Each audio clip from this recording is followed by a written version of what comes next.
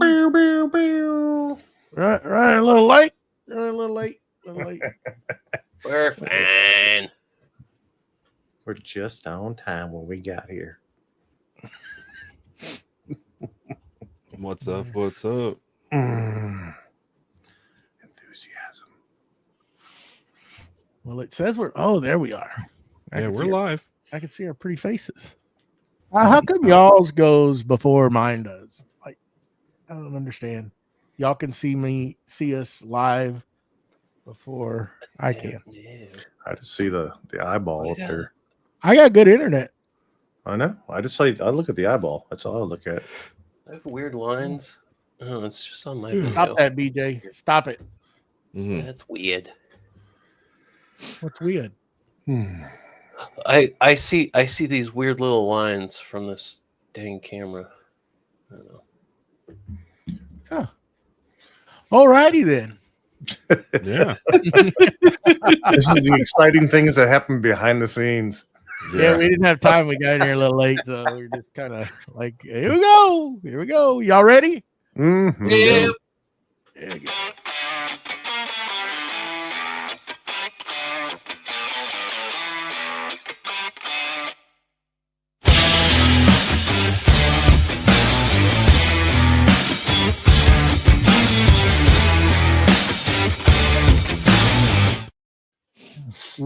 Welcome to Creative Makers Podcast, episode 108. I'm Joey with Steel Blade Woodworks, and I'm joined by my co-host, Matt with Wackey Works, BJ with Byroms Custom Woodworks, and the most famous of all, the Mustachio from the Wooden Mustache.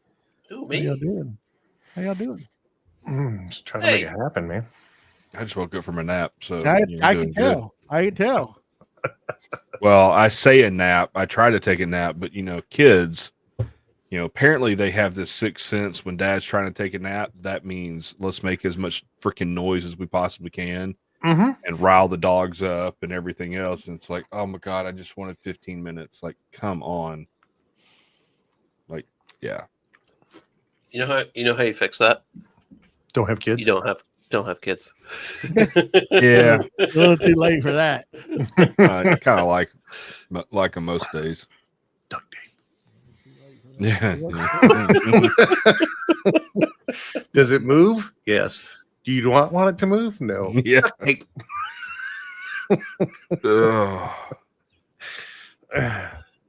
Yeah.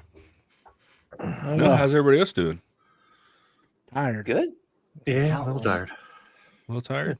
Been hot. Well, Been hot. We just got hit by some crazy weather. Like, I hadn't seen it. The house was howling like I've never seen it howl before. It's how strong the wind was going sideways. It was wild, and it was just right over us. It just blew up, and some crazy weather. That stuff was freaking moving. It was wild. I mean, my wife went to the hallway, and she's like, "Where do I go? Where do I go?" I'm like, "I don't know. Just stand right there." And the boys were in the apartment over here at the shop, and she's like, "Where do I tell them to go?" I said, "Just go to the bathroom. It's fine. It's a building inside of a building." Oh, okay. There you go. Like a box inside of a box. So, it's going to blow the outer box first before it messes with the inside one. And I think they'll be okay. It's just a little wind. It's a little wind. Don't get all crazy here on me. But it was wild. We hadn't had rain one with like it that or just wind? No, rain. I mean, it's wild. We hadn't had something like that in a while. But it's that time of the year you get those crazy storms out of the west, and that's where it came from. Yeah. I jumped on the National Weather Service, and I was looking at it, and it got probably like about 15 miles out of town, and it just exploded. Went just total red and yellow, just crazy. Like just wild. I was like, wow. This is wild. But yeah, that was an exciting deal. I was like, man, am I gonna lose power? The internet at the house lost power, but it's on that service box is on a different grid. We come off of another grid, the actual house power, so we don't lose power, but the internet's out over there. So Now it's Starlink. now it has Starlink. Yeah. Well, I was just hoping that wind, and it was so hard. I was hoping that wind didn't blow that freaking thing off the roof. Yeah. Yeah. Wow. Well, at least if it gets out of alignment, it can realign itself. Mm-hmm. It does. It does. Makes it So, nice. Yeah, we got anywho, we let's got a move little weather up here. It wasn't anything crazy. You know, they were calling for all kinds of stuff, and of course, that was right about the time I decided to go do some yard work and, you know, burn everything in the fire pit. Just because I'd just been throwing, you know, cut offs from trees and stuff in there, and so yeah, I stood out there for about 20 minutes in the rain, watched the fire burn. I was like, oh, it's rained enough. The yard's wet enough now. I guess I'm going to go back inside. I don't want to be wet. So, yeah. yeah, Nothing like what you I got. could, after these 2 days in the shop that I had, I'm ready for fall. Come on, baby. Oh, yeah.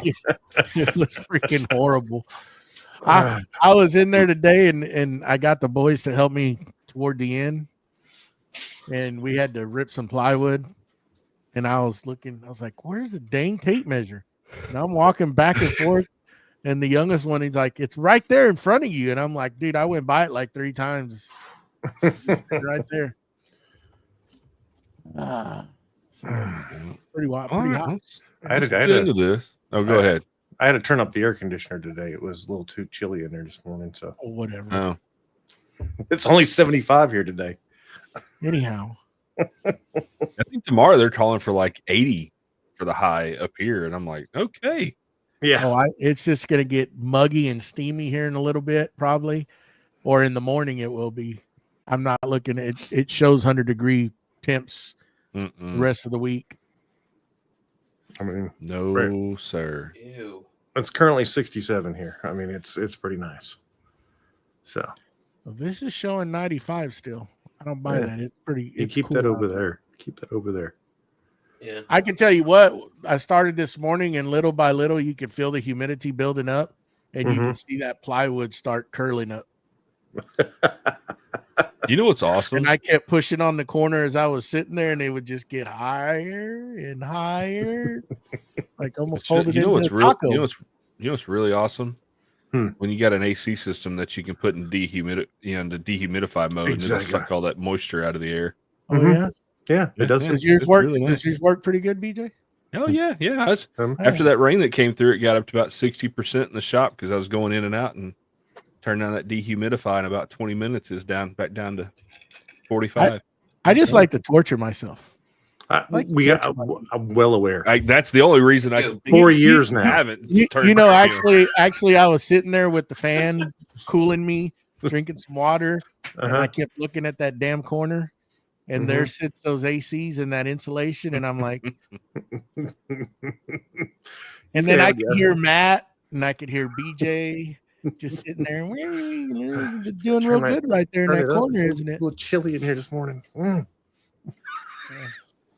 But you know, it is what it is. I just love to torture myself. There you go.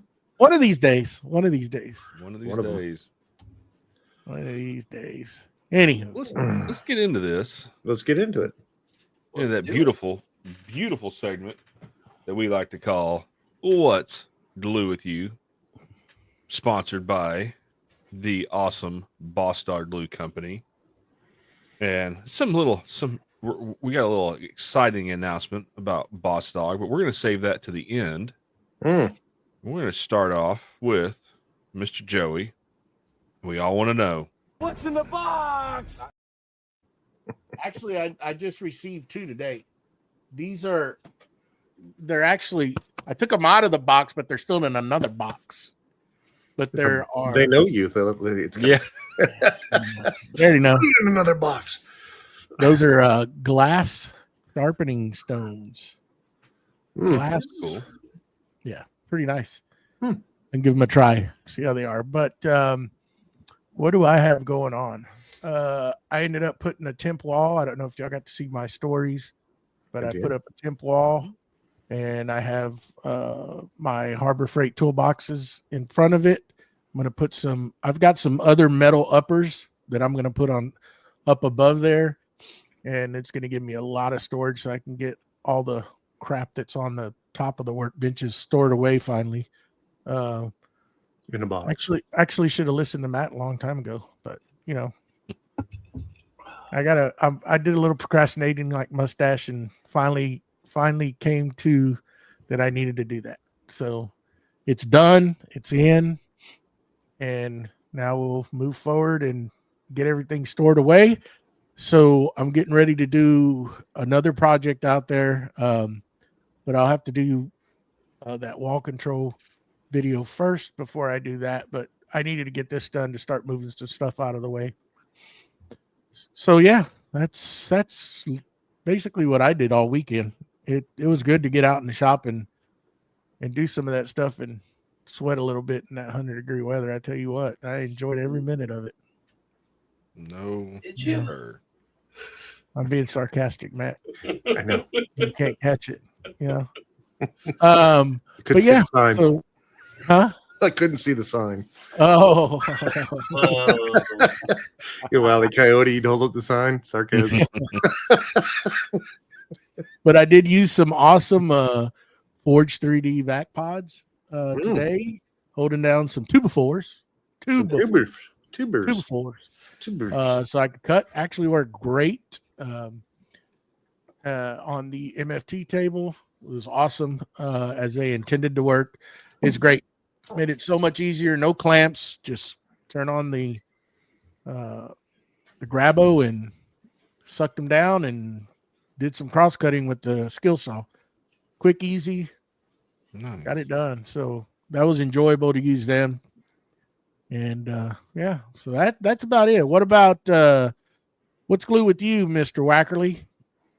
What's glue with me? I decided after, 6 years of having the shop open here, to the very first table I built in the middle was my, I built it around my 1948 table saw, and I got everything was done except for the very center on the opposite side of the table saw, and I didn't know what I wanted to do there. I had talked about putting sustainers in there, talked about doing different things, and it wouldn't have fit right with sustainers. I just didn't like the idea. The spacing wouldn't have been correct. And so I decided to put drawers. Went a little different on the drawers. Most of them should have been 24-inch full extension drawers that I have. I have a bunch of drawer slides left, so I was going to use those. I could only use a 22-inch on the bottom since my internal dust collection that is in there would have gotten in the way, so I used it there. And then the one above it, I wanted to put a 34-inch tote into it, so I made the drawer itself 34 inches, but only has a 24-inch drawer slot. And the tote is only 5.5 inches, 6 inches tall, but it's perfect for me to soak all my cutting boards. That's where I put all my material. I put my cutting board, and that way it's out of the way. It's not in the middle of the table. It's not somewhere where it's getting kicked or sawdust getting in. It's now in a drawer, slides into it. I did that today. Only got 4 drawers put in, but all the drawer slides are in, accounted for. Everything's cut, ready to put together. I was putting it together and then had to get ready for the show. So got that done. Got a bunch organized today, and getting ready to do some projects on the CNC that are coming up. So working on those. And then right now the wife is actually out pouring epoxy right now. She's got some little jars that she's making for her sisters and her family for her dad's ashes to go into. They're spreading ashes here in a couple weeks. So, and she'll have those jars to give out to everybody so that everybody has a keepsake. So, Cool. That's about it. That's about all we got going on right now. I had some other pours that we did, but for replenishing some stock of knife scales and pen blanks. But that's about it. What about you there, Mustachio? What you got going? What's glue with you? Oh, what's glue with me? Let's see. I got the laser going last night. I did the test cup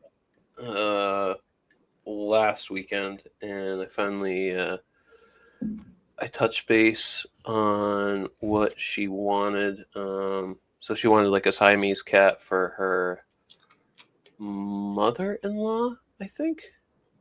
I don't remember, but Siamese cat, because I guess she lost the cat a little while ago. So I did one cup. I'll do the other one. One thing I haven't used Lightburn in so long. I totally forgot to turn on the white space scan. So like when it's not firing the laser and it's going back and forth, you can speed that little duration from when it fires to when it doesn't. You can speed that up when it's just going over white space, and I didn't. So I think the tumbler that I did, it was 2 passes, crosshatch, and it was about 2 hours. When I turned that white space scan on to like, I think I said to like 10,000, it dropped a whole hour off the job. Like I could have saved I could have done 2 cups last night. But just we use certain tools and then don't use them for multiple months, and then we remember everything once we get back into it for a little bit. I also printed a new Milwaukee holder for the 4-in-1. I finished my prototype, and it came out pretty good. I don't love the little pins on the top because I printed those separately, and I think I got to print those on their side instead of up and down because I went to pull one of the heads off and I broke the little stub on the top of it. So I was like, that's not good. So I got to redesign that, or just have it print flat instead. Picked up the shop a little bit. This is not woodworking whatsoever, but we need to get our dog spayed, and I went to the vet a month or 2 ago, and they gave us a quote of like $1,500, and I don't spay pets ever, so I don't know if that's just a Massachusetts price or whatever. That's my wife called the agency where we adopted her from, and they gave us some like Tufts hospital that's close by, and we're gonna get her spayed for free. So from $1,500 to $0. That's a much better price. Yeah. Mustache, let's you and I talk offline about that, because my wife works in that world. Just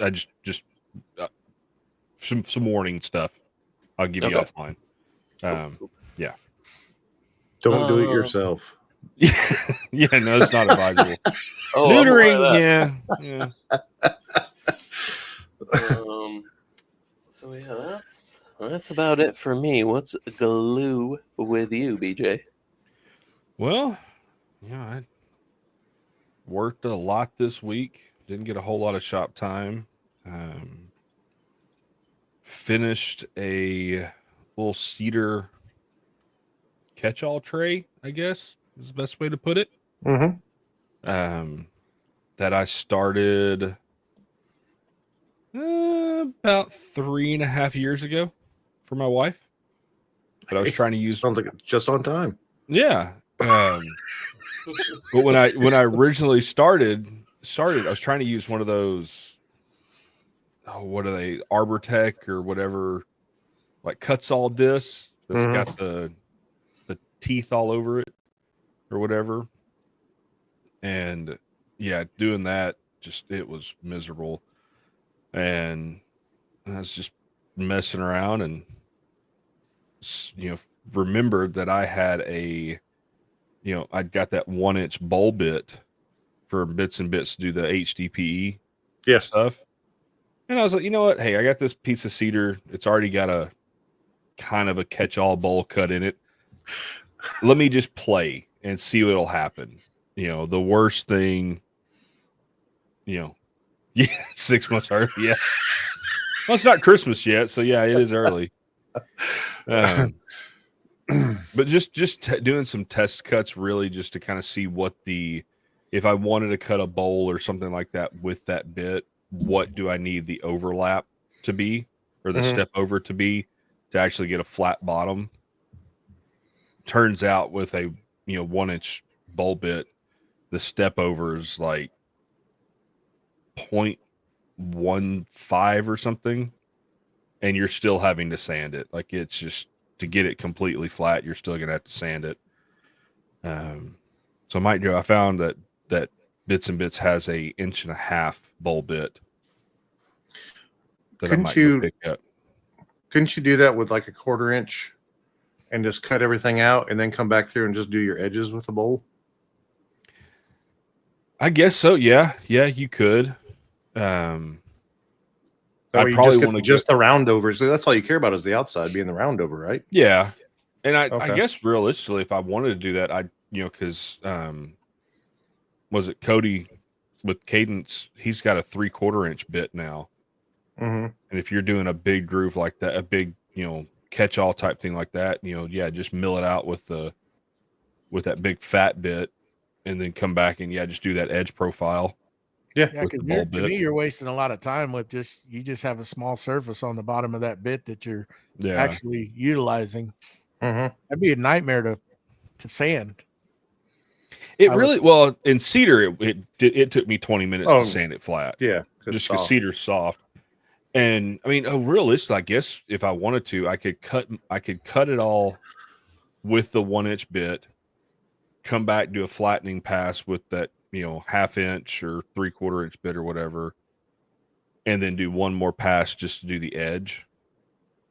Give you that contour. Give you that contour, because really all you need is just that middle, or even you wouldn't even have to cut it all and then come back and just do a flattening pass just to the inside. Yeah, because then you're not if you're going down 1 inch or 2 inches, you're not spending all that time with that smaller bit. You're literally just doing one skim pass. I'm gonna play around with that. But yeah, it turned out really good. Wife was really happy to get it.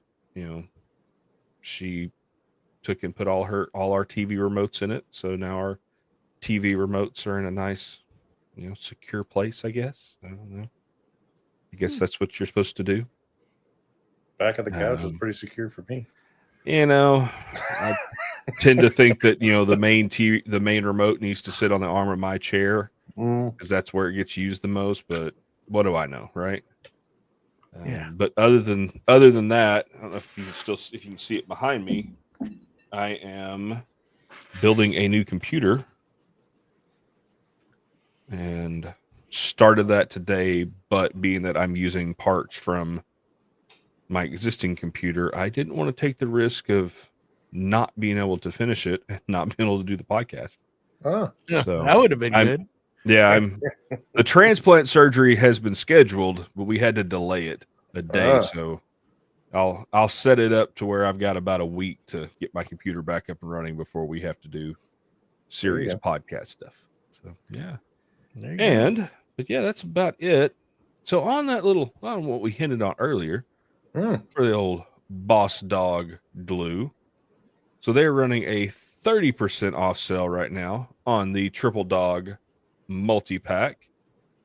And for those watching us, let's just do this real quick, just so everybody can see what we're talking about. I will show everybody. Let's show it. I am. Ooh, look at that. So yeah, 16-ounce Triple Dog deal. So you get the brown, the OG, and the clear for $31, which is awesome. The clear is personally my favorite. And yeah, so go pick that up. So you mean to tell me they get $30, get all that glue right there, do a project for glue, submit it to us and Boss Dog, and then end up possibly winning more glue, and it's free shipping. You look and right free at the top. Free shipping. Jeez, free shipping. I mean, why wouldn't you want that? Nah, do it. A little over $10 a bottle. It's good glue. Thank you. There you go. Limited time offer, so you get after it. Go get it. You're just saving money. Just saving money. Yep. You gotta spend it to make it. So He almost give it to you. He's almost just giving it to you. And while you're in there and while you're ordering the triple pack at that deal, just go ahead and pick you up a gallon of each of it because you're gonna need to refill your glue. Mm-hmm. That's what I like those bottles. I really like those bottles. Oh, I do too. Yeah. I love the twist knot, the twist tip. That's Yes. Mm-hmm. Yeah. So great. Great. Yeah. It's perfect. And then my recommendation for accessories, pick up one of the funnels. Do y'all have that? Yes. No. The filler I funnel. Oh, Mm-mm. that makes it so nice to when you're refilling it. It's threaded, so it strews onto the bottle, and it's got a little vent tube on it. So yeah, you can just fill your bottle up. It's nice. You're not worrying about spilling it or finding another funnel. You don't want to use your wife's good funnel out of the kitchen. You know what's also good too is you can also use the pumps if you got them. Those work great. But the filler, if you don't want to spend that extra money, those filler little funnels are great. Yep. Go ahead and get you a glue spreader while you're there. Mm-hmm. Oh, I got one. Finger.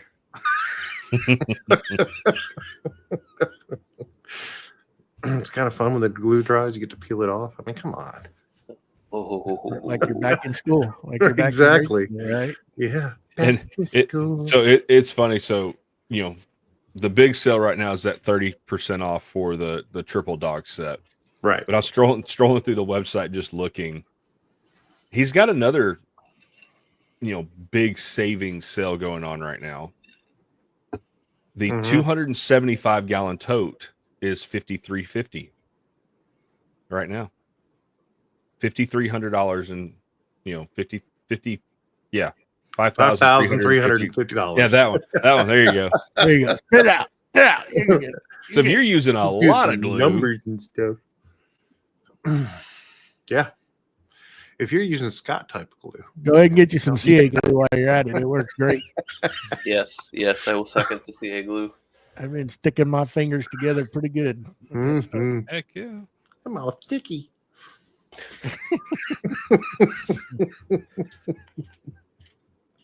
Mustache, what you got? I have a little something up my sleeve. We got some people out there that are supporting us, and thank you. I want to give them a big old shout out and thank you. And I'll start with Scott from Willow Creek Lumber, Don from What's Next Woodworking, Victor from Whim Designs, and our friend Tyler upped his subscription and he has joined our top tier. We thank you, Tyler from Forge 3D. I think he knows something's coming. He might have an inkling. And last but certainly not least, Steve from Steve I Design. We thank you so much. Mm-hmm. And Steve. if you would like to join the ranks of those folks, you can go over to patreon.com/Creative Makers Podcast, pick your tier, and we thank you over the moon in advance. Mm-hmm. Yep. Well, we got a little dealing job here to do. And we got our monthly Patreon giveaway for a nice package of Moss dogwood glue. Yes. So we can what's that? How we spinning this? We're gonna spin it by hitting spin. Okay, but how are we picking the winner? Are we doing last person man standing. Last man standing. Last go. person standing. There we go. Link in the bio. Oh God. Here we go. Mr. Link in the bio. Oh, see ya. Greg gone. Oh, bye.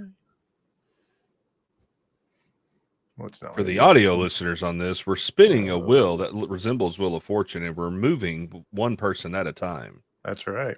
Very suspenseful. It is. It is. Yeah, you might want to cut this out, Matt. Yeah, let's take There this goes part out of Scott. the audio. There you Yeah. go, Scott. I'll just start announcing names. Oh, Mr. Cut Prusa. it out. Mr. Prusa's gone. Scott again. Mr. Prusa. Oh, see ya. Another Mr. Oh. Prusa. Mr. Prusa Oh. again. Is that his last one? I think he's got one more. One I more? think he's got one. Mr. Oh. Link in the bio, Mr. Steve. Scuba Uh-oh. Steve. Oh, Tyler. Oh. Didn't Tyler win last Uh-oh. month? Yeah, he did. Uh-huh. Oh, Don. Don.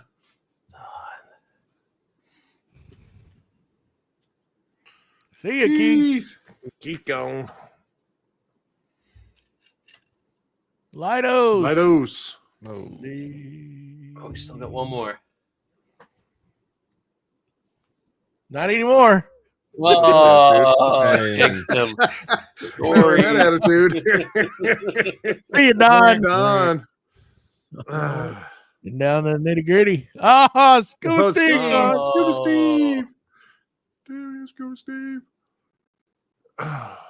Ah, Scott. Oh, poor Scott. Scott needs it. Oh, Bye, see you, Jason. okay. Here we 3 go. down. 3 left. What we got? What we got? Prusa's Oh, gone. Ah, Tyler and Don. who's oh, this gonna might get be it? rigged. If Tyler wins, it's rude. Are you Oh kidding my me? gosh. Tyler won it again. Tyler won it again. You have glue pulling out. of Let's his ears. redraw. Let's redraw. He'll get it again. Congrats, Give it to Tyler. I tell you what got it. Give it for to me. second place. He upped it. I'm telling you, That's it. That it pays to up your subscription. Yeah. it There you does. There you go. go. There you go. There you go. Got some more glue. My mom all sticky. God. You're gonna be like, hey, I don't need any more of that stuff. Oh, heck, he's building those sets and stuff. He's got to have it. Oh, look at that. Look at that. Oh, Oh, what a nice guy. what a nice guy. Allegedly. All right. So it looks like Mr. Don is gonna get the glue. There you Tyler forfeited his win and sending it to Don. That's so nice. Nice man. of you, Tyler. go. It's very nice of him. There you go. All right. It's always fun. Well, don't want to get onto this subject. Sure. Yeah. We got anything? Any other admin stuff we need to go over? No, sir. I think we're good. I think we're all good. Caught Well, up. I just want. I do want to say something about it. I just want to make sure. So if you guys are doing a project and you're using Boss Dog glue, make sure you send us a photo. Tag us in it. Tag Boss Dog in it. You're going to enter to win, so you possibly win something. Might as well. Okay, Tyler, you still won. But you give it to Don. I'm the winner. You are the winner. No forfeit here. I'm just passing. I'm passing it. Pass the ball. Pass the ball. But you know, if you doing a project, you know, and you're using Boss Dog glue, take a picture of it, send it to us. Yeah. You know, enter to win some stuff. You might like it. There you go. So, but yeah, let's get into this segment. What's up, Mike? Yeah. So we're going to be talking about what's our most meaningful build to date. Or builds. It doesn't have to be build. We probably got a couple of those meaningful builds. Who wants to start it off? Who wants to go? I can crack it open. Okay, Oh. crack it open. Pop a top again. Bam. Come on. Let's see. Are you foreshadowing to the project where you had to crack something off a workbench? Nope. Pry bars. Quiet you. Shots fired. It would be my office. You can barely see the Murphy bed that's to my left behind me. But we don't have a lot of people staying over. It's just my wife and I. And I finally decided to make a Murphy bed, partly because my wife was working from home at the time. She doesn't do that anymore. But when she was working from home, we were kind of sharing a desk, I guess you could say. And she'd be on a call or I'd be on a call. And it didn't work out. If you're gonna work in the same room with your significant other, I would recommend it. It's just save yourself, and just have different work areas, unless you work for the same. Well, whatever, it doesn't matter. Yeah. So I put the Murphy bed in here, which opened up this bedroom greatly. Because that bed's for sleeping on, and why does it need to be out on the floor all the time? And once I put the Murphy bed in here, it allowed me to build the desk that I'd always kind of wanted to. It's kind of shaped like an L, and I built it so that if I need to take the Murphy bed down, the longer part of the L comes off the wall. I break off the legs, and I can go in the other room. The Murphy bed can come down. Takes about 5 to 10 minutes to do that whole step, provided my desk is clean.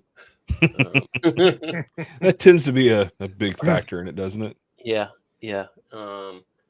But doing that in here has drastically changed how the house is. We have this is my area. I got my 2 3D printers over here in the corner, and the combination of the desk and the Murphy bed, and heck, even the 3D printer kind of table that I put over there, that's kind of like transformed this room / house, because I would still be on the opposite side of the house next to the shop. And I'm so happy I did it. It's been it was a good move. How long did the Murphy bed take you to build? That was tricky.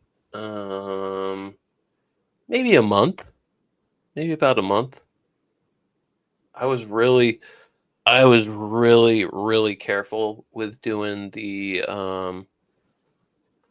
hardware that bolts onto the sides, that is like your hinge for the actual bed door, because I was like, this needs to be absolutely perfect. Like, it can't be too high, too low, too deep inside, because that's gonna mess everything up.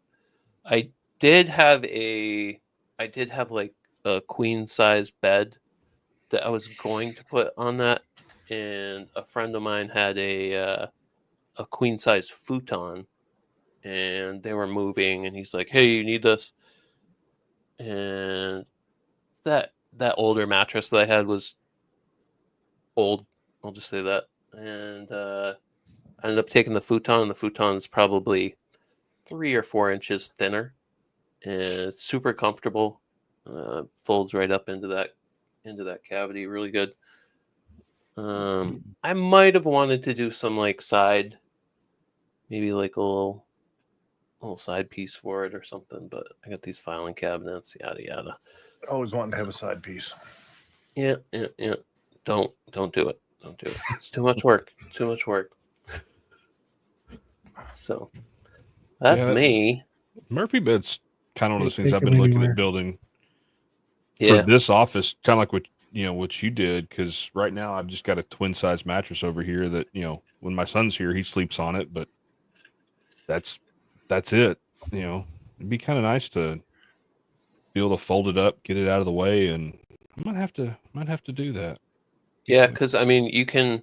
I don't have as much space in our other spare bedroom, so I'll probably do like a full size bed in that room, Mhm. and instead of it being straight upright, the mattress, I'll do it sideways and have it kind of like fold out of the wall like that.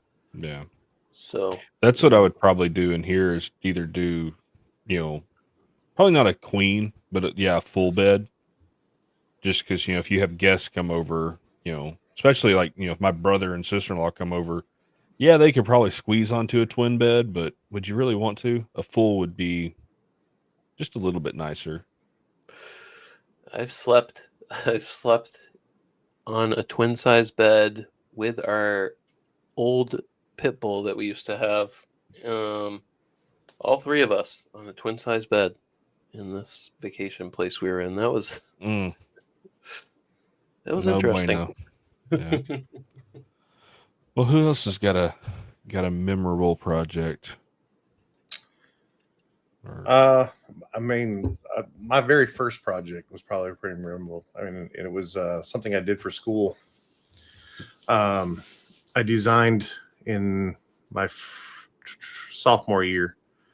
I was in architecture and design, and designed a deck, 15 by 36 foot deck that had privacy fence, lattice walls on the front.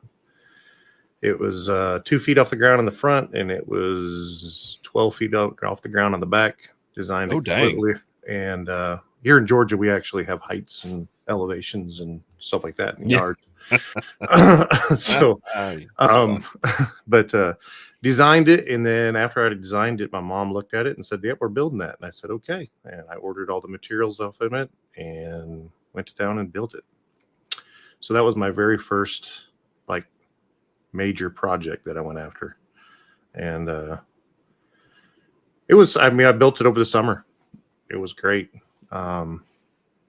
Started my tool collection from that job right there. So drills and skill saws, everything, because I didn't have barely anything, and that's what really got me going into the whole thing, is doing that by myself. I mean, I've done a lot of stuff with my mom, and we redid houses for a long time since I was a kid, but doing a project by yourself for the first time and it's all you, that was pretty cool. And then I turned it in because my junior year I did architecture for all 4 years, and then I turned it in that here's the design that I turned in last year for this, and then here's the design where I actually did it. And so it was pretty cool. So that was my very first one.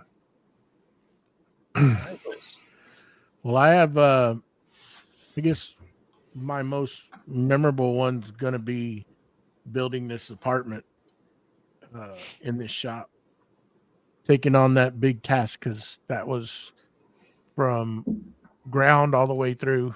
I set up, never had set plumbing before the concrete was poured. So that was all done off of string lines, and just, there was no blueprints to this building. I mean, I had nothing, just what I drew. And what I drew is how I laid the plumbing out, dug the trenches, and then string line, and measured off pulled measurements off of string lines to where, you have to visualize, okay, once concrete's poured, this wall's going to be here, and had measurements on everything, and everything came out perfect. And I was sweating it, because that, you screw up on that, and you're going to have to be, tweaking, Mm-hmm. yeah. And not, you know what I mean? So, once that came up, and then we started framing walls, me and the boys, and we got the walls up. Plumbing was roughed in, started running electricity, and all the way up until sheetrock time. And I did hire somebody to do sheetrock, because we started hanging some, and then the tape and floating ain't gonna happen. You need professionals to do that, so it comes out right. So I hired somebody to do that, and then we did all the finishing on it. So that was a lot. That was a big task to take on from start to finish. Once it was finally done, it's building a house basically. That's what it boils down to. All the way up to the countertops. Yes, of course, setting backsplash. Never done that before, and had to do that. And thanks to Matt and his wife, because I was done. So I thought, and it's a great looking apartment in here that the oldest boy utilizes now, and it was a great build, a great task to be able to finish it and now enjoy it. And then leading into this office was built at the same time. Of course, this office has been changed over the years, and I actually added an addition, as you can see back there where that Boss Dog flag is over there, banner. That was an addition that I made onto here because I ran out of space, and that was another one that was really memorable because I had to add on and actually open that wall up and make sure that structurally that I could hold the weight, because above here it's over 1,200 square foot on top here that's all storage, and it's full. So we did that under load and put a beam in place. Of course, Matt and I talked hours about that, and I was really kind of iffy on it, but we did it. Built the beams, shoved it in there, probably way more than what I need, but I haven't noticed anything go wrong with it. We did the calculations. It's going to hold. It's way overbuilt, I can tell you that. But yeah, it is, Tyler. Full of boxes up there. Full of boxes. I got wood storage, everything's up there. But yeah, I mean, doing all that, and that actually, that addition was done in 3 months. It was Make What You Fear. Our buddies over there at Working Hand Podcast do their deal every year, and I entered that into that, and it was really to push me to see if I could get it done in that time frame, and when you're building something from start to finish, it's, even though it's not a big spot or a big addition, there's a lot of work that goes into it, especially when you're having to match, drywall, opening a wall up and make everything flow, reroute power, because there was powers that was coming down that wall, going through that wall. So once you open it, you got to plan and say, okay, this is what I'm going to do. And there was 220 volt, because that's actually on that, when that wall was in place, my CNC was on the other side of it. So I had a dust collector hanging out on the backside, my ventilation for that laser. So a lot of that stuff had to be rerouted, and it's a lot of work. And in 3 months, when you have a full-time job, that is a hell of a task to take on and get it done, complete, finished, painted, ready to rock and roll. And we were able to do that. Now the apartment took a little longer. I thought it was gonna, of course, I always, like, my wife asked, how long is it gonna take you? I said, about 6 months. Yeah, right. It took a while, but we got it done. It's great. It's a great spot out here. But it's good to challenge yourself and do things like that. You'll remember it. The boys learned a lot. And, in fact, today they were helping me out there and asking questions, and I just let them do, I framed the wall, and then I showed them what else to do. And then we, just so they'll learn, so they can take this as they get older and do stuff for themselves. You don't always have to hire somebody, and they know how to do it. And they're both messing with each other, because one was using a DeWalt drill and the other one was using Milwaukee, and it's like, my DeWalt's better than your Milwaukee, and they're just back and forth. And I'm like, my Festool's better than all of y'all. So, but no, it's fun. It's good to teach them that stuff. And that's been two of my most memorable here. on this in this new place that we're at, doing that, building it. So yeah, to say big task to take on, but No. it was fun doing it. I only wish we would have recorded it. Didn't do it. But that was back when I was first getting into this social media stuff. Didn't even think about it. So I guess my other one would be my shop, the entire shop. I took on the undertaking of, we built the retaining wall. So again, great elevation changes here in Georgia. You got to build retaining walls and stuff. And so there's a 4-foot retaining wall on the back side of the shop that we put in masonry, dug the footing by hand, laid all the rebar, placed all the concrete, placed all the block, make sure I had steps in the foundation. So I had to make sure the steps were in the right place. All the rebar was in the right place for all your verticals. And we laid masonry. It's got 4 foot on one side and it tapers down to about 2.5 feet on the other side. And placed all it. And then they called me and I thought, well, I got time. And I had the building shipped and they were shipping it to me. It was coming in on the 17th. And on the 13th, I got into a car accident and severed my arm, all the tendons in my arm. So here I am. The truck was still coming, and I had to unload the truck. They didn't come with they didn't unload it for you. So I had to have a telehandler, and I'm sitting out there with one arm steering it and getting everything and get it unloaded. And I'm waiting for myself to get better. And then they called me, and I also bought the insulation package. And so the insulation package, they said, hey, it's on its way. And I'm like, well, I got to have some place to put it. So we poured concrete, and I got a couple buddies to come over, and we poured concrete and had to have it finished graded, had to have the plumbing laid out in place, all the water lines in place. And I also had a conduit that I had to run from one side of the house to the other side of the house to where the electrical box was going to be. And so I got all that done overnight. So we were out there. We were out there until wee hours of the morning. And it was like, I think it was like 3:30 or 4 o'clock, and I was just done. It was done. And concrete was showing up at 7. And so people started showing up at about 6:45.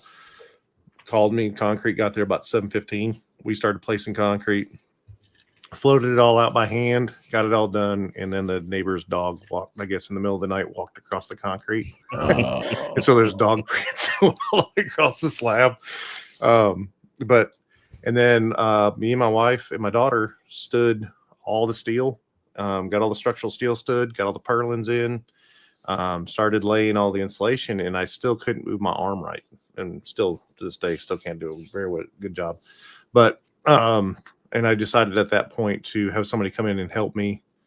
We got the insulation up, and they did the trim package for me.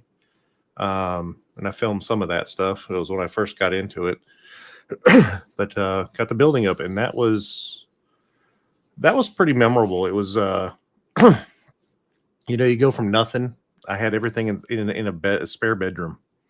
That's where all my tools were, and I'd pull it all out. I had to pull 15 things out to get one thing out. And my wife said that was just enough, and so we designed the shop and exactly what I wanted. Ordered it from Olympia Buildings, and we stood it all up, which they still say you can do it with 2 men and a ladder, and they're full of crap. Because it's that center one by itself took a tractor, a truck, and 6 guys to lift that center section, because it's 3/8" I-beam steel that you're picking up.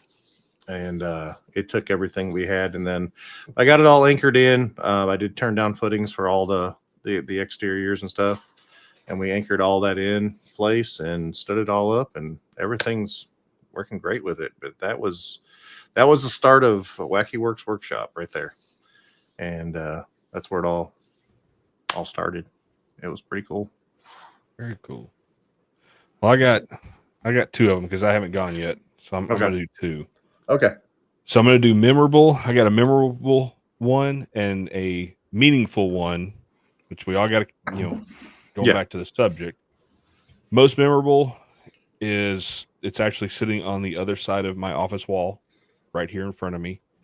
It is a cat litter box cabin. And we built it, my wife and I built it when we first got together, because we adopted a cat when she first moved in with me. And my lab at the time really liked to sneak treats out of the litter box, as most dogs tend They're to. curious. They're just Yeah, curious. it's a little crunchy little snack for them.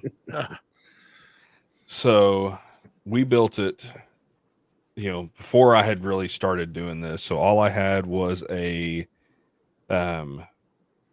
old Ryobi, miter saw, not a slider. Mm-hmm. Some, DeWalt.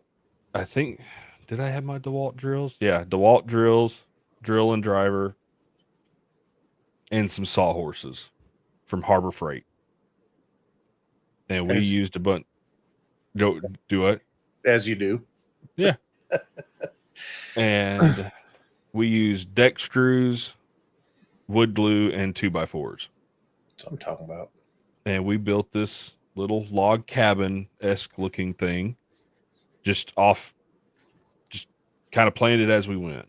Did that, and that was almost 12 years ago.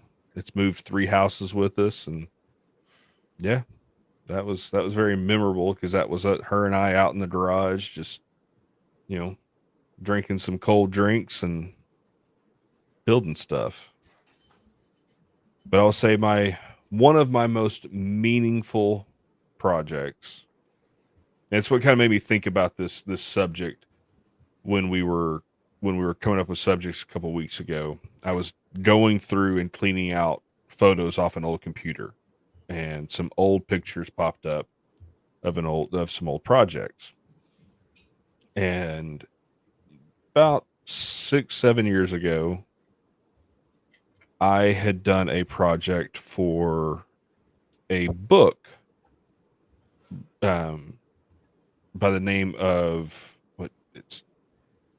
Dr. Kelso and something. It's about a little boy that has Down syndrome, and his best friend is a koala. So I did a project for him, for the author and artist of this book, and I had a lady reach out to me. And her message, if I remember correctly, her message started out with, "I hope I'm not asking too much of you, and I hope I don't annoy you with this question, but I'd love for you to make me something for my son." I was like, "Okay, what you got?" And she said that her son, who was 6 at the time, I believe, he had Down syndrome, and he loved the song Hickory Dickory Dock. And she asked if I would make a miniature grandfather clock for her. So about 2-3 foot tall grandfather clock. Cut it all out on the CNC, did the clock face, did a little mouse climbing up the clock and everything. And I told her, I told her, I was like, "Look, I'm just going to charge you materials, like $30-$40, because I just made it out of 1/2-inch MDF." And we took it and delivered it to her. And when this little guy saw this thing that we had made for him, just the expression on his face. And he was hugs all around, hugging everybody in the room, excited and everything. And I just looked at my wife, said, "All right, well, we got to go." And we walked out, never took a check from her, nothing. I couldn't. And that kid was so excited about this, something that, all of us would not even bat an eye out at. Mm-hmm. And it was the greatest thing in this little kid's world. And it's one of those things, like I still think about every once in a while. Just, you wish every project you did for a customer had the same reaction. Yep. You know, and that it made me want to keep doing what I was doing. And yeah, so that is probably one of my most meaningful projects. And yeah, of course, making stuff for the kids and they get excited, but that one touched me right in the feels. Right in the feels. I did a similar deal for a long-standing judge for our county. Been there over 40 years at that seat.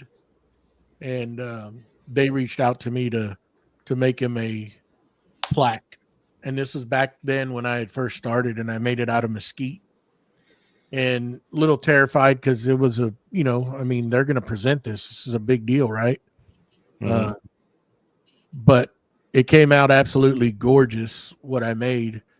And not really knowing what I know now, I was surprised that I could pull off that task because it was quite a bit of things to do to it. And I got a buddy of mine out of Houston to laser etch because he had whatever machine he had at the time to do all the brass plating that went on it, all the different things. So that was a real, something that somebody's going to keep for the rest of their lives. They were going to get presented. So that was a pretty cool deal to be able to be, the task to be able to make it for them. So that's one that's always stuck out to me as a build. It may not have been big, but it was something that was given to somebody that dedicated basically their life to this county, serving us, as a judge. So that was pretty cool. Because I was nobody and I'm still nobody, but that's just to reach out to me and ask me to do that. I still don't know how they found me or what I probably just because somebody knew somebody and they knew I did it, right? Just the way it is. And, but yeah, another one was building my old shop with my dad. That's one to remember. My first shop that I've ever had, him and I built it. It was all metal. And as a fabricator, we did that. We built the whole shop ourselves. And then later on down the road, I added on to it myself and kind of catapulted me into learning how to do, it was like building another house. That was my first build, adding on because it was metal and I added on with wood. So I had to convert over to wood, make sure everything was sealed. That's the biggest thing because water is tricky. Water will get into any little crack and it'll find it. It'll find anywhere to go.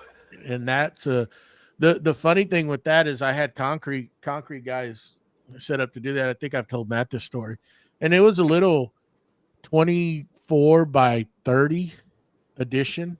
I call it little, and they drew up on me the day of pouring concrete, called me the night of. And, like Matt's building, it's coming, that concrete's scheduled to come. Mm-hmm. Yeah. And, they actually came that morning and they left me the floats, said, we can't do it. We got an emergency. And it's like, Jesus. So I'm like freaking out because I've never poured concrete in my life. I've poured small stuff, but nothing that big. And I'm like, how hard could it be? Right. But I'm still freaking out. Right. Famous last words. That came out. And my dad looking at me, and he's like, boy, do you understand what you're getting into? I said, Dad, it can't be that bad. I was in my 30s then, I was freaking, Wait, so do you have a truck? Do you have a truck on the property full of concrete that you're about to run? Yeah. Oh yeah. Oh wow. And my wife. I tell you what, after we got done with that, my hat's off to concrete guys. Yeah. I will never in my life ever attempt to do that again. Ever. That I think I suffered a week after that, and we were sucking wind. trying to get that thing, and it was just like, it is what it is. I mean, we got it pretty dang good, but boy, I tell you what, that is some work doing that. Mhm. And I can't see, when you see those guys pouring those massive slabs, I'm like, I could just sit there and just watch them, because I know that's just something that you get used to. You have to get yourself into that, because man, that's a lot of work, man. It's hard on your back, legs. When you have, I tell you what, there was some muscles that I hadn't used in years that I found out, because Jesus Christ. But anyhow, I mean, that was a pretty good one, build that addition, and then we came over to this and built this new barn. But yeah, that was a pretty good one there. It was fun, learned a lot of things. Thank God for YouTube University, because I leaned on that back then to watch videos and figure out how to do some of that stuff, seal in windows. When you're doing exterior walls, there's a lot that goes into it to try to keep the water out, because it's a lot. Yeah. So I didn't just thinking you talked about doing that. That made me remember another one. When I was in high school, when my mom and dad split, my dad went and bought this just, pier and beam frame house, had it moved to the property. It was probably 850 square foot house built back in the 50s. And, it'd been sitting on the lake, on the side of the lake. And it was about as bad as you could imagine as a house, had several windows busted out. We went in, ripped all the sheetrock out, remodeled this entire house top to bottom. And it was a lot of things that just kind of taught me a lot of stuff that I know about, whether it's doing electrical, doing plumbing, don't trust the guy that, says, oh, I can do this new fangled PEX piping a lot cheaper than the other guy. I just learned how to do it a week ago, because it's going to end up leaking and ruining the house. But these gator clips, oh, they're great. Yeah. Yeah, I learned how to put on siding, learned how to put windows in. It's a lot of just different things. And just spending time with dad.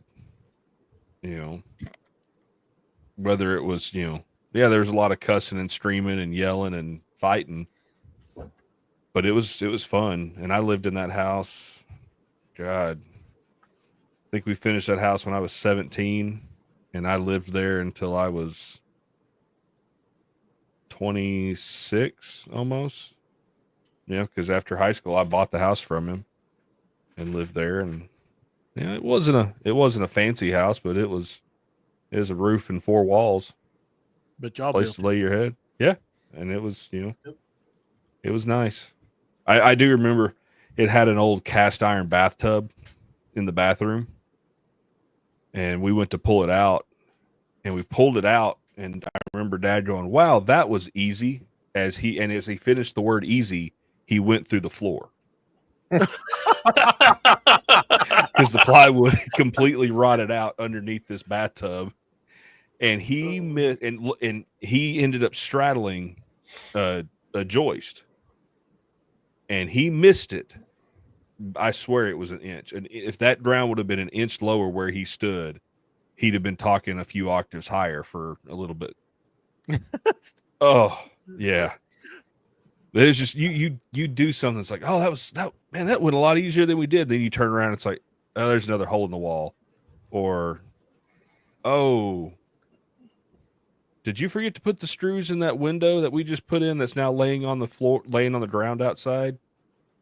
Yeah, just random things like that. He put a hammer through a window. I'm holding the window outside or inside. I'm holding it from the inside so he can put the nails in outside. And somehow he ends up putting that hammer right through the window. It zings past my head. Oh yeah, it was like the Three Stooges build a house. I got another memorable one, and it doesn't have nothing to do with woodworking, but my poor wife, I put her through some things. We're on our way back from Houston, Texas, and we were pulling a 40-foot gooseneck trailer and we had dropped off some stuff up there at a business. And on the way back, I know there's some sod farms, and we wanted some carpet grass, right? And I'm like, you know what? Let me call ahead and see if they have any available. I mean, we have the trailer; it's empty. We'll just load it up and take it back to the house. Probably be a hell of a lot cheaper. And yeah, they had some. And I think we came back with 5 pallets. And she's like, dude, you know what you're getting into? I said, it's not a big deal. We got the front end loader there. Oh, crap. I feel like a lot of your stories start out with, how hard could it be? It's going to be easy. It was cheap. It was hella cheap when we got there. I mean, they were just picking it. We went out to the field. They loaded us up. We strapped it down and we come on home. And, oh my God, that's another one that I'll never do. Because when we got this place here, I think I ordered a whole truckload for the front yard and around the back of the house and everything. I hired somebody to do that because we weren't doing that stuff again. No. That was freaking hell. 5 pallets, 5 full pallets of sod we laid. Her and I think my dad got there toward the end, and I was like, you've been watching us, hadn't you? Down the road. And oh yeah, he's got binoculars. He's like, "Oh man, you guys are done. Oh, you should have called me. I'd have come and help." Yeah, because it's not you the whole time, buddy. It's not just pick it up and put it on the ground. No, God, yeah. There's tucking, rolling, tucking your edges. Oh, yeah. So I mean, it's my goodness, that is a lot of work. Yeah, aren't you supposed to peel up the old grass before you put? Yeah, we rototilled it. We rototilled it with the tractor. Okay. Right before and got all the junk out of there, and then started laying sod and then watered. And I checkerboarded it because I didn't think we were gonna have it. I didn't think we were gonna have enough. Like we had 5 pallets, we could have laid it all together, but I checkerboarded that and then filled it in with sand in between the empty spots. And it took for a while, but we've got some native grass out here that's pretty horrible, and it didn't take long for it to start taking over some of it. We've done pretty good here at the house. It's been real good. But this is like a hybrid carpet grass that we got of a local farm here that's drought resistant and all sorts of stuff. But it's like deep rooting. It's got like super deep roots and stuff. Yeah, it goes, man. That stuff will start growing. It started growing into the farm field next to us and out into the ditch. I mean, pretty good stuff. Pretty good stuff. But yeah, it did. Another thing not to do beside concrete is lay your own sod. Yeah. Don't do it. Don't do it. Not 5 pallets worth. I'll seed a yard and go through all that stuff, but yeah, I ain't laying sod. No. No way. So my mom was a little older, and I mean, she tried to take on a project by herself, and she gutted her own ceiling. Oh. And I found out about it, and no sheetrock. I mean, sheetrock's gone, insulation's gone. She's looking at the bottom of the roof. That's what she's looking at, decking boards. That's what she's looking at. And oh yeah, I'm going to handle that. I'm going to handle that. And I decided, I bought all of the sheetrock, and we went over and laid ceiling sheetrock. And didn't rent a lift. I didn't do like all the things you're supposed to do. No, I didn't do none of that. I made T-bars, and me and my wife hung it with T-bars. And my wife is not the tallest person in the world. So we're putting up T-bars, and then we're getting get a ladder over there for it so that she can walk up the ladder and start screwing her side off while I'm screwing my side off. And they make that look so easy with those T-bars, and it's not. It's not. Those guys just been doing it so long, they make it look so easy, just like sheetrockers. They make it look so easy, and you're like, I can do that. Yeah, right. Yeah. Well, when we first got there, we got all this sheetrock, and we loaded it all up inside the house, which we had to go up a flight of stairs to do so. And we got it all there, and I look up, and all the nails are still in place. So now we got to go through. We had to go through and pull all the nails out. And we're trying to do this before she gets home. So I thought, oh yeah, we'll go over there a couple hours, knock this out. Yeah, famous last words. It was like 10 o'clock, and she's like stared at us like, y'all gotta get down. So yeah, but I tell you what, to save, if you have to do it, go buy that Harbor Freight lift. Oh yeah, Yes. That thing. Oh, you can even rent one from a big box store too. Yeah, Yep. it's worth every penny. I bought it because when I do finish putting the insulation up, I'm going to use it to lift the plywood yeah. up high because the barn's so tall. Mhm. And that thing is worth every freaking penny. Yes. Yep. Every penny. I mean, it's a great thing to have, and then you can just turn around and sell it because somebody will buy it. May not get what you invested in it, but And as soon as you sell it, then you'll be like, man, I wish I wouldn't have sold that because I can use it for over here. yeah, I've had people ask me to use it. Like, here, come get it. Yeah. If you break it, you buy it. Yep. Yeah, but that's a good one to have. Definitely. Sheetrock. Ooh, I hate it. I do everything else, but when it comes to that sheetrock, Yeah, that's Mudding and taping and I did it on that little addition, and I finally we got got all the sheetrock up, and we got the first coat on for, and she's like, yeah, I don't want to do textured ceilings, I want to do flat ceilings on them. Like, you're gonna pay somebody to do that? Yep.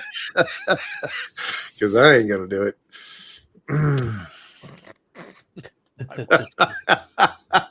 He's a hoarder. Only if it's in the box. Oh, I have to do that. Greg. I have to do the attic. I got to replace my attic stairs. Yeah, I was, talking about doing sheetrock and all that stuff. My, after remodeling that house, my dad hates sheetrock because we did the sheetrock, we taped and bedded and did all that, and then we put wood paneling. Which, if you've ever worked with wood paneling, it is Beadboard. kind of like beadboard. Yeah, it's 4x8 sheets. Yep. It's what they put in houses back in the 70s because it was either that or wallpaper. Yeah.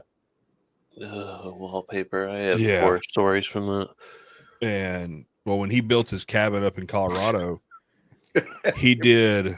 That's right, Don. Yeah, he didn't want to do sheetrock, so he did half-inch. I think it was half-inch OSB or half-inch ply on the entire house, on the entire interior of this house. Basement and main story, and then all the walls downstairs. I believe everything downstairs is tongue and groove beetle kill pine, and it's absolutely gorgeous. And he's like, "Yep, nope, not doing sheetrock, not touching it." And I was like, I don't blame you. now how about the seams? Are they visible even though with tongue and groove? Never mind. Yeah, But you're still gonna have seams where board ends, right? I mean, you stagger it. It looks good. I mean, I've only ever seen it on picture, in picture and on video. But even paint too will kind of cover some of them if they're good joints. Paint will usually make That it basically like shiplap, BJ. It's just like Kinda. yeah. But yeah, he found a place up there that had this stuff, because it's all pine, but it was all beetle kill, and it's got holes and everything through it, and it's real pretty. And he got it super, super cheap. He's like, I think when he looked it up, it was almost the same as paying someone to come in and sheetrock it. And him just doing that, he just had to put the labor in himself. Mm-hmm. Yeah, recycled painting is I absolutely hate it. Makes it easier is having like some sort of paint sprayer to make it a little less tedious and quicker. But that's one thing that I do absolutely hate is painting and trying to cut in walls. I've tried every little apparatus that I've found, there's a little sponge deal with the rollers on the end so that you can keep those lines straight, and they don't work worth the darn. No. And I've sat here with a paintbrush and I got pretty good doing this in here. But there is some oops, and it is what it is, you know. But all you need is a good brush. All you need is a good brush to cut in. I'm decent at cutting in. I don't like doing it. But what I found a fast way to do it, especially across floors, stuff like that, is grab they make a 36-inch cut in with a handle. It's got a 36-inch steel blade on it. You just put it down and just work your way along. It works pretty good. Yeah, What? that's provided like you got a flat surface. Well, you're supposed to have a flat surface because you're supposed to be cutting in against something flat. Oh, my walls go like this. hey, Well, that's like because you need a better sheetrock guy. recycled wood and things. He brings up a good point. Masking, you know, taping off windows and stuff like that. Oh, that's No. freaking horrible too. Yeah, no. Yes. All that stuff. And those guys, I mean, they have those sheets now that have the tape on it, which is a little easier. And they have all those different deals that you can use now. I think 3M has them that will actually lay that mask down in a line for you in a straight line, and then you just pull and the drape falls and it'll, you know, seal everything off.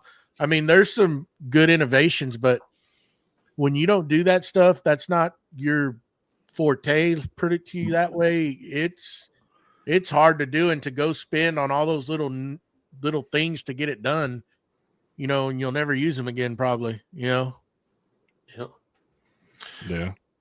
I have a really good tool about, you know, painting too. A really great tool, and it's called my wife. Here, I buy the paint. There you go. And she does most of the painting. I ain't gonna lie.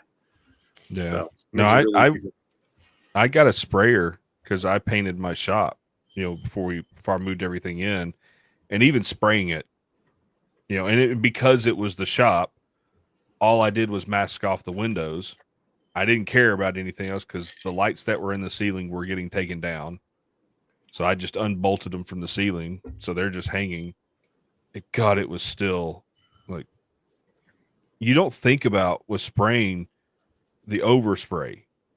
Yeah. And I literally just had on, you know, a ball cap, had a, you know, one of those cheap 3M, you know, because my respirator was still at my old shop. Or not even my 3M mask. Like I just put a bandana over my face. My boots. Yeah, my boots, my shirt, my face that didn't have, you know, whatever covering it. Everything was covered in paint. But you got to cover everything like concrete, even though you're spraying the walls out there. I do, because that stuff gets on there and you ain't taking the whole perimeter of my shop is white concrete. I don't care. I couldn't handle that. No, I've taped everything off because I've got that Graco airless sprayer, and I'll just get after it go get a 5-gallon bucket, dump it in there, prime it, and just go to town. But I'll tape everything off because that stuff goes everywhere, especially if you got a draft. It'll be all over your freaking tools. I could have killed who was it? They did something in here. Oh, they were freaking texturing. When those drywall guys were in here, they were texturing. And this use that spray gun. Yeah. This door was open and my saw stop was sitting about 3 feet away from here. Ooh. And I guess when they were texturing this wall, this freaking door was open and I came home and that stuff was all over my saw stop. Talk about an ass chewing I gave somebody when I saw that. And I was like, and I told them, close the freaking doors in here because I knew that stuff. And that crap was all over my brand new saw stop. I wanted to kill that guy. But, you know, they learned after that not to do that anymore. Yeah. And Tyler asked if I pick colors. There's a great disclaimer. I pick no colors at all. Ever. White. Just blue. Just blue. Blue and gray. That's it. That's what I pick. That's what was funny is when I went to the store to get the paint, you know, to paint my shop, you know, I just got a gallon of, you know, oil-based Kills because I have, you know, my walls are OSB and, you know, you paint it with water-based, the OSB will pill. And I'm walking through the paint section, and one of the guys working there stops me. He's like, what are you doing? So I'm going to paint the inside of my shop. You know we can tint that for you, right? Like, okay. But I want it white. Son, you know how bright that's going to be in there if you just do a white paint on the walls? I'm like, White enough for me to film. that's the point. I want it white. And boy, is it white. Downside is it shows every speck of dust or dirt or anything else. But it looked good at the beginning, didn't it? Oh, it looks beautiful. I used some Bear Pro. I forgot exactly what it's called on those white walls there. Absolutely freaking great paint. I tell you what, that thing sprayed, laid down awesome through that airless sprayer. And I like the shiny, the glossy. Other people like matte finish and stuff like that. I mean, debatable on. Matte finish. Oh, okay, I got you. Yeah. Oh, finish. Yeah. Something like me. I gave that little pause in between because I knew you were gonna try to take the limelight of that up there in the corner. Of course. But it was a good paint. The first time I ever used it. It was a Bear Pro. I know it's got green on the 5-gallon bucket, but that was a damn good paint. That's the first time I ever used it. It was awesome. But yeah, anyhow, we kind of got off on a tangent topic there, like usual. I like it shiny. Yeah. Well, why don't we wrap this up, guys? Well, Okay. What is it? ADOS, attention deficit. Oh, shiny. Yeah. We're talking about stuff like that. Been there, done a little bit of everything. Mm-hmm. Yep. Jack of all trades, master of none. Things. That's exactly. Oftentimes better than a master of none. Yeah. Well, all right, folks. Appreciate y'all hanging out. And Don, I know you came in late, but you're going to be receiving some Boss Dog wood glue for this month's giveaway. And Tyler, let me pick my words. Tyler generously donated his win to you since he won last month. So there you go. What a nice guy. What a nice guy. So Don, if you please send us your mailing address, we'll get it over to Mr. I have that. over there at Boston. I have that. Oh, okay. Look at you. And send it to BJ, and we'll get it over to Nick, and we'll Shit. get you some Boss Dog wood glue, Don. Again, thanks to all our Patreon members for supporting the podcast. We greatly appreciate it. And if you feel it in you to support the podcast, head on over to patreon.com/Creative Makers Podcast. And thanks everybody for hanging out with us on this Sunday. Yes, thank you. If you have anything you want us to talk about, remember to go to Creative Makers Podcast at gmail.com. I know BJ's got his finger on that mute button. I can just feel it. So also make sure that you go to Boss Dog and they get you 30% off their deal going on right now on the triple dog. And then you can do a project with it and send it to Creative Makers Podcast and tag Boss Dog glue in it, and you could probably win something as well. Win some more. Win Win some more. Winner. And make sure you go and leave us a review on iTunes and Spotify. We would greatly appreciate it. Our numbers have been doing real good. We never mentioned it, but Matt's been keeping an eye, Wackerle, and it's going up, and that's a good thing. It's showing things that we're doing are working, and it doesn't happen without y'all support, and we greatly appreciate that. Y'all are in here. Thank you. Week, downloading, and listening to our podcast. It's great. But yeah, until next week, I guess anybody else got anything they want to say? Thank you all for hanging out with us. Yep. Have a great week. If you have any questions, send them to BJ. He'll answer. There you go. Gotcha. Bye.